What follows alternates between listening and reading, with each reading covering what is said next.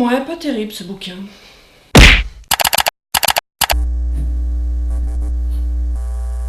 Waouh! Je n'avais jamais encore fait une vidéo aussi rapidement que celle-ci. Mais c'est pour la bonne cause et vous allez comprendre pourquoi. On va parler aujourd'hui d'un projet absolument exceptionnel qui s'appelle les dorloteurs d'abeilles.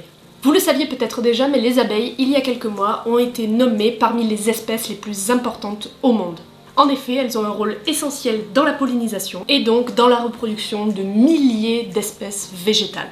Bon, quand on parle d'abeilles, c'est certes un terme un petit peu large. Il en existe en fait 20 000 espèces à travers le monde et environ 1000 espèces sur le territoire français, mais qui ne sont encore que peu connues. On entend finalement assez souvent parler des abeilles mellifères, donc productrices de miel, qui vivent en ruche ou en essaim sous l'autorité d'une reine et qui ont la capacité de piquer. Elle se nomme Apis mellifera, littéralement abeille qui produit du miel. Mais aviez-vous déjà entendu parler des abeilles sauvages ? Ce sont des abeilles solitaires qui sont en fait sans domicile fixe, qui ne produisent pas de miel, mais qui sont des pollinisatrices hors pair. Et en plus, elles ne piquent pas.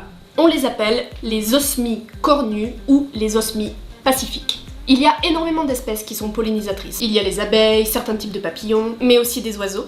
Mais les dorloteurs d'abeilles se sont particulièrement intéressés à cette espèce. En effet, c'est une espèce qui est aujourd'hui en danger puisqu'elle a perdu 80% de ses individus durant les 30 dernières années et encore 40% des individus actuels sont menacés d'extinction. Malheureusement, en France comme ailleurs, il y a de moins en moins d'insectes, toutes espèces confondues, à part les moustiques peut-être. Ce qui est dû au surplus d'utilisation de pesticides, mais également au réchauffement climatique. En effet, chaque espèce, pour son développement, va avoir besoin d'un environnement et d'une température particulière pour pouvoir vivre.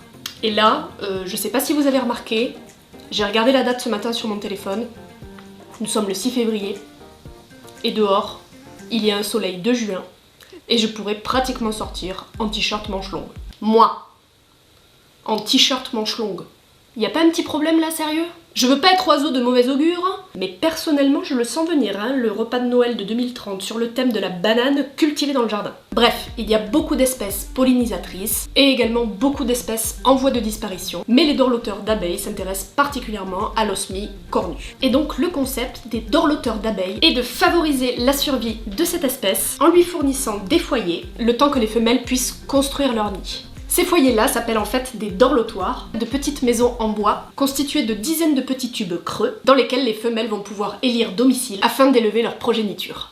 C'est un cycle assez exceptionnel durant lequel la femelle va consacrer toute son énergie à stocker des vivres dans les tunnels du dorlotoir pour ensuite y pondre ses œufs qui vont devenir des larves et enfin des cocons. Alors, ce qui est absolument génial avec le concept des dorloteurs d'abeilles, c'est que leur rôle ne s'arrête absolument pas au fait de vous fournir le dorlotoir. En effet, une fois que les larves seront devenues de jolis cocons, vous pourrez les leur renvoyer pour qu'ils puissent en prendre soin jusqu'au prochain cycle de reproduction. Et enfin, l'année suivante, ils vous renverront à leur tour des cocons parfaitement dorlotés pour reprendre des cycles de reproduction l'année qui vient, etc., etc. Du coup, si je poste cette vidéo aussi rapidement, c'est parce que l'entreprise est en train de chercher des pionniers. J'ai trouvé ça absolument super dans leur concept, c'est qu'ils n'ont pas cherché à faire venir au préalable des cocons d'un pays étranger. En effet, ça leur paraissait un petit peu aberrant d'élever un animal qui se trouve à des centaines et des centaines de kilomètres de chez lui. Et ça, franchement, c'est super stylé. Et du coup, les pionniers, comme leur nom l'indique, seront les initiateurs du recueil des premières abeilles, afin que se mette ensuite en place, avec la récupération des premiers cocons, tout un système participatif pour que les personnes qui se dotent d'un dorlotoir les années suivantes puissent avoir leurs cocons à leur tour. J'espère sincèrement pour cette entreprise que ça va fonctionner pour eux, mais je n'ai aucun doute là-dessus parce que leur Kickstarter a pris des proportions gigantesques. Et j'ai d'ailleurs commandé mon kit pour dorloter les abeilles ce matin même. Et du coup, si vous aussi vous souhaitez devenir un dorloteur d'abeilles, vous aurez la fierté de participer à la pérennité d'une espèce qui serait en voie de disparition. On va pas se mentir, c'est quand même vachement plus simple à accueillir comme espèce qu'un tigre du Bengale, quoi. Et puis n'est-il pas exceptionnel de pouvoir observer le cucu de cette femelle remplie de pollen sortir du dorlotoir après avoir nourri ses petits? Si j'ai réussi à vous convaincre de vous lancer dans l'aventure, vous retrouverez en description le lien du Kickstarter des dorloteurs d'abeilles. Le kit du dorloteur de base coûte 50 € et vous permettra véritablement de réaliser une très bonne action pour la conservation de nos abeilles. Vous relèverez le défi ?